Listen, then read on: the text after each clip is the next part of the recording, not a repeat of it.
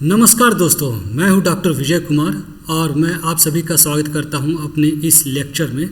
जैसा कि मैंने पहले भी डिस्कस किया है कि मैं अपने इस लेक्चर के सीरीज में वैसे कीवर्ड पर लेक्चर बनाता हूं जो कीवर्ड एनसीईआरटी बायोलॉजी बुक में होते हैं, और इस तरीके के जो कीवर्ड होते हैं वो बहुत महत्वपूर्ण होते हैं। उनसे जनरली मेडिकल्स एग्ज़ाम्स में, नीट में, एम्स एग्ज़ाम्स में जनरली उसको आधारित करके क्वेश्चंस पूछे जाते हैं। तो आज के इस वीडियो में एक अन्य कीवर्ड के ऊपर मैं वीडियो बनाने जा रहा हूँ। होप करता हूँ कि आप लोगों को यह वीडियो अच्छा लगेगा।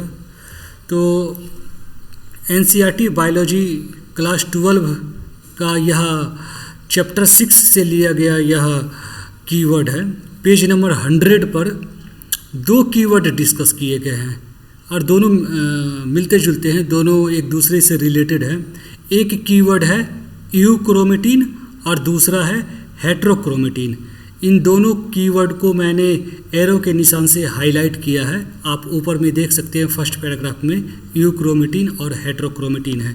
यह काफ़ी इम्पोर्टेंट कंसेप्ट है और इनको बेस करके डिफरेंट मेडिकल एग्ज़ाम्स में क्वेश्चंस आते रहते हैं। बहुत ही कॉमन है इनसे क्वेश्चंस आना। तो आज इनकी विस्तृत डिस्कशन करूँगा। एनसीईआरटी बुक में 2-3 लाइन में इसको एक्सप्लेन किया गया है। मैं इस वीडियो में इसे काफ़ी ज़्यादा एक्सप्लेन करने की कोशिश करूँगा ताकि इस पर यदि कोई क्वेश्चंस आए तो आप उन क्वेश्चंस को अटेम्प्ट कर ले।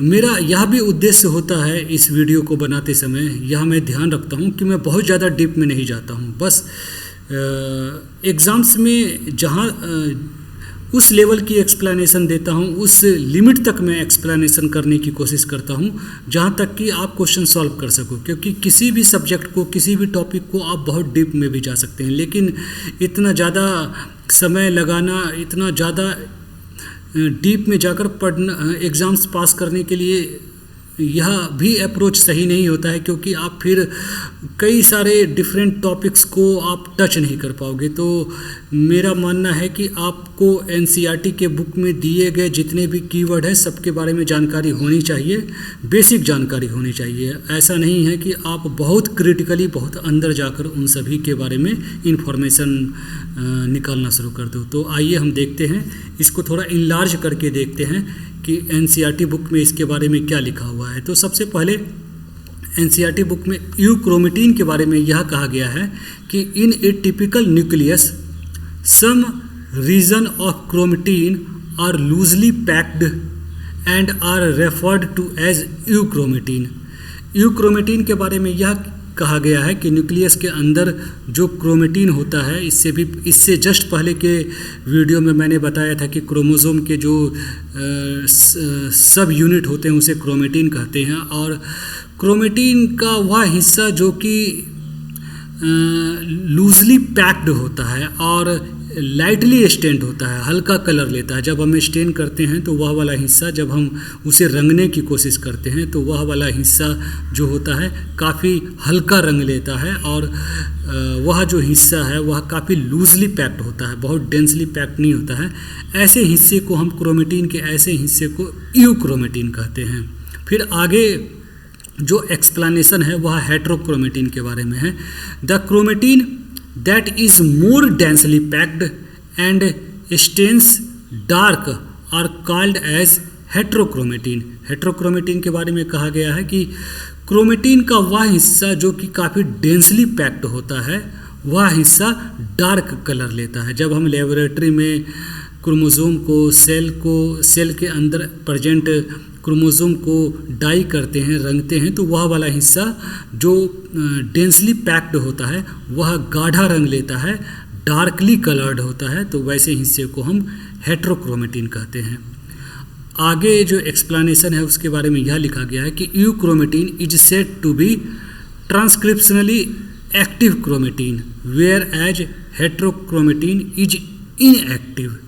अब फंक्शन, इन दोनों के फंक्शन के बारे में यहाँ पर कुछ डिस्कशन मिलते हैं कि जो यूक्रोमेटिन है वहाँ पर वह जो हिस्सा है क्रोमेटिन का वह एक्टिव होता है। कहने का तात्पर्य है वहाँ पर जीन अवेलेबल होते हैं, वहाँ पर जो जीन होते हैं वह ट्रांसक्रिप्शन यानी वो आरएनए बनाते हैं, एमआरएनए बनाते हैं, तो वह हिस्सा एक्टिव होता है जो यूक्रोमेटिन होता है, और वह हिस्सा आपका लूजली पैक्ड होता है। जो हिस्सा डेंसली पैक्ड होता है, हेट्रोक्रोमेटिन होता है, डार्कली स्टेन्ड होता है, वह हिस्सा इनएक्टिव होता है, वहाँ पर कोई फंक्शनल जीन प्रेजेंट नहीं होते हैं। तो यह इन दोनों क्रोमेटिन, हेट्रोक्रोमेटिन और यूक्रोमेटिन के बीच में कुछ डिफरेंसेस यहाँ पर बताए गए हैं। तो यह काफ़ी महत्वपूर्ण जानकारियाँ से बताई गई हैं एनसीईआरटी बुक पे, लेकिन इसके अलावा और भी कई सारी चीज़ें, इन्फॉर्मेशंस हैं जिसको टारगेट करके जनरली क्वेश्चंस बनाए जाते हैं। तो अब हम इसके हेट्रोक्रोमेटिन और यूक्रोमेटिन के एक्सप्लेनेशन को देखेंगे कि इससे जुड़ी हुई और क्या महत्वपूर्ण चीज़ें हैं जो कि आपको आपके एग्ज़ाम के प्रिपरेशन के समय एग्ज़ाम में इस तरीके के क्वेश्चन को सॉल्व करने में आपके लिए काफ़ी हेल्पफुल होंगे। तो आइए अब हम देखते हैं इस दो कीवर्ड के एक्सप्लेनेशन को। तो the chromosome are composed of chromatin, ये मैंने ऑलरेडी डिस्कस कर रखा है। Two types of chromatin can be distinguished by cytologist on the basis of its stainability with basic dye during the various stages of the cell cycle. तो जब हम साइटोलॉजिस्ट जो होते हैं, जो सेल्स के ऊपर काम करते हैं, वह जब क्रोमोजोम को कलर करते हैं स्पेशल डाई से, बेसिक डाई से, तो उस कितना कलर लेता है, डार्क कलर लेता है या लाइट कलर लेता है, उसके बेसिस पर दो तरीके के क्रोमेटिन होते हैं। When chromosomes are stained with dye, they appear to have alternating lightly and darkly stained regions. जब हम क्रोमोसोम को डाई करते हैं तो क्रोमोसोम का कुछ हिस्सा तो काफ़ी हल्का रंग लेता है, कुछ हिस्सा डार्क डाई लेता है। तो यह एक फैक्ट है जो कि बताया गया है कि क्रोमोसोम को जब हम डाई करते हैं तो पूरा का पूरा क्रोमोसोम यूनिफॉर्मली एक जैसा कलर नहीं लेता। कुछ हिस्से लाइट होते हैं, लाइट कलर लेते हैं, कुछ हिस्से डार्क कलर लेते हैं। डार्क कलर वो हिस्से लेते हैं जो डेंसली पैक्ड होते हैं, और लाइट कलर वह हिस्सा लेता है जो लूजली पैक्ड होता है। The lightly stained regions are euchromatin and contain genetically active DNA. जो लाइटली स्टेन्ड रीजन होते हैं क्रोमेटिन के, उसे हम यूक्रोमेटिन कहते हैं, और ये जो हिस्से होते हैं वो जेनेटिकली एक्टिव रीजन होते हैं डीएनए का।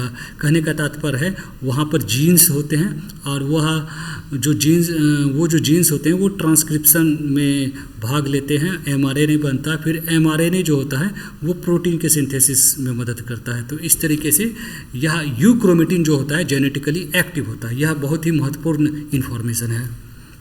The darkly stained regions are heterochromatin and contain repetitive sequences that are genetically inactive. तो जो डार्कली स्टेन्ड रीजन होते हैं ये हेट्रोक्रोमेटिन होते हैं। ये जो रीजन हेट्रोक्रोमेटिन होते हैं या डार्कली स्टेन्ड रीजन होते हैं, यह काफ़ी टाइटली पैक्ड होते हैं। और यहाँ पर क्या इस डीएनए रीजन में क्या मिलता है हमें, तो हमें जो सीक्वेंस मिलता है वो रिपीटेटिव टाइप के सीक्वेंस मिलते हैं। जैसे 10 बेस एक बार आ गए, फिर वही बेस फिर से रिपीट कर रहे हैं, लगभग 100 200 बार, हजार बार कुछ चंक होते हैं सीक्वेंस के, वो बार बार रिपीट करते हैं। तो जो जंक डीएनए होता है या इनएक्टिव डीएनए होता है, इसका एक नेचर है एक कि वहाँ पर जो सीक्वेंसेस होते हैं वो रिपीटेटिव टाइप के होते हैं। तो यह भी एक महत्वपूर्ण जानकारी है कि हेट्रोक्रोमेटिन में जो डीएनए के जो सीक्वेंसेस होते हैं वो रिपीटेटिव टाइप के होते हैं। Heterochromatin is classified into 2 groups. यहाँ पर एक नया जानकारी मिल रहा है, और यह जो नया जानकारी है यह बहुत इंपॉर्टेंट है कि हेट्रोक्रोमेटिन 2 तरीके के हो सकते हैं, कंस्टिट्यूटिव और फैकल्टेटिव। आगे हम देखेंगे कि कंस्टिट्यूटिव क्या होता है कॉन्स्टिट्यूटिव हेट्रोक्रोमेटिन हम कब बोलेंगे और फैकल्टेटिव हेट्रोक्रोमेटिन हम किस स्थिति में हेट्रोक्रोमेटिन को बोलेंगे, तो इसकी एक्सप्लेनेशन आगे हम देखेंगे। Constitutive heterochromatin remains permanently in the heterochromatin stage. जो कॉन्स्टिट्यूटिव हेट्रोक्रोमेटिन होते हैं वह परमानेंटली हेट्रोक्रोमेटिन होते हैं, वो परमानेंटली डार्कली स्टेंट होते हैं, वो उसमें किसी तरीके का कोई चेंज नहीं आता है। That is it does not revert to the euchromatin state, for example centromeric regions.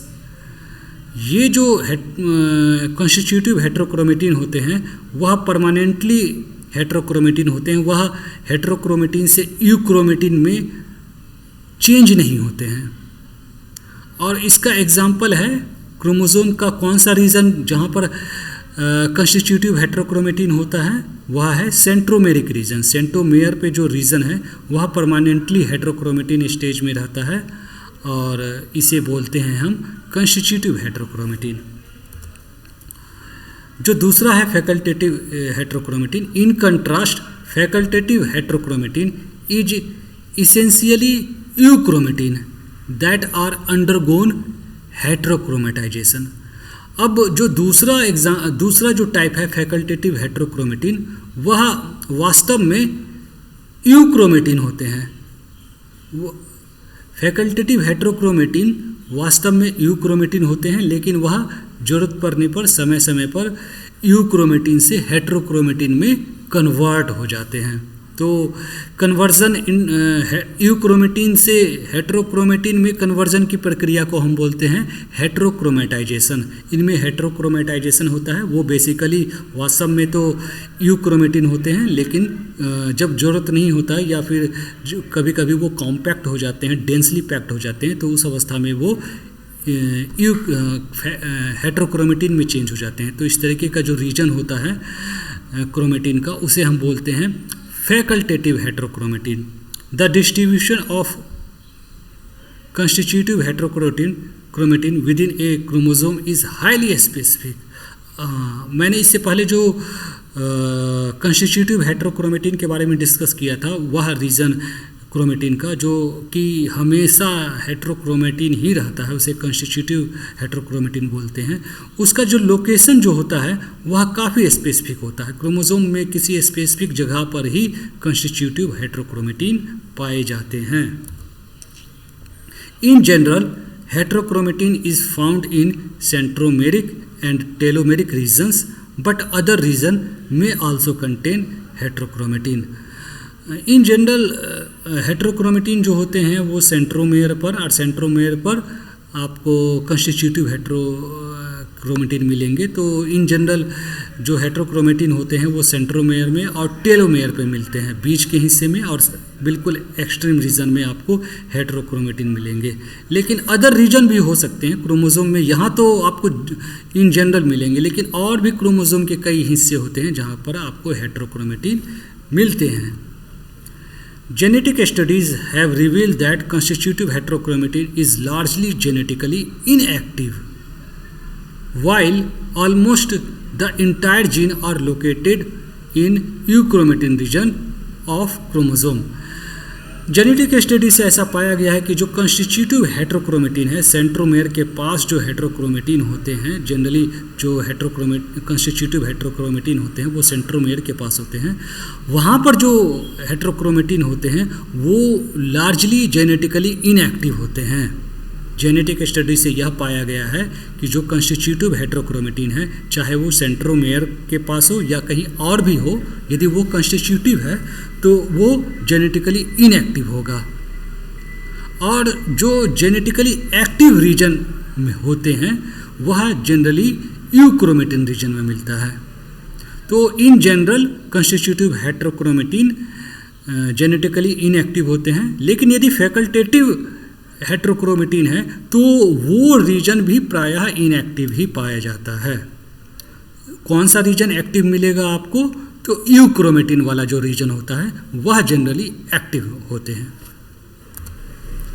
तो दोस्तों, आज के लिए मैंने यह आपके लिए वीडियो बनाया था जो कि हेटेरोक्रोमेटिन और यूक्रोमेटिन के बारे में था। होप करता हूँ आपको यह वीडियो समझ में आया होगा और पसंद भी आया होगा। तो आप लोगों से दरख्वास्त है कि आप हमारी वीडियो के साथ लगातार जुड़े रहें और अपने नॉलेज को बढ़ाते रहें। और यह भी कहना चाहूँगा कि आप मेरे वीडियो पर कमेंट ज़रूर करें। यदि कोई क्वेरी है, कोई क्वेश्चन है, कोई सजेशन है नए टॉपिक के बारे में, तो आप कमेंट ज़रूर करें। इसके अलावा आप लोगों से कहना चाहूँगा कि मैंने प्लेलिस्ट अपने चैनल पर प्लेलिस्ट बना दिया है और आप मेरे प्लेलिस्ट में नीट एग्ज़ामिनेशन से रिलेटेड एक प्लेलिस्ट है। आप उस पर आएंगे तो इसी तरीके के एनसीईआरटी बुक में कई कीवर्ड्स हैं जिसके ऊपर मैंने एक्सप्लेनेशन बना रखे हैं। आप उस पर आकर डिफरेंट टॉपिक्स के बारे में वीडियो देख सकते हैं। इसके अलावा एनिमल जेनेटिक्स का एक प्लेलिस्ट है, आप उसे भी देख सकते हैं क्योंकि उसमें भी जेनेटिक्स के कई अन्य टॉपिक्स जो कि आपके लिए काफ़ी हेल्पफुल होगा, वो आप उसको आप विज़िट कर सकते हैं। तो thanks for watching my video. Thank you very much.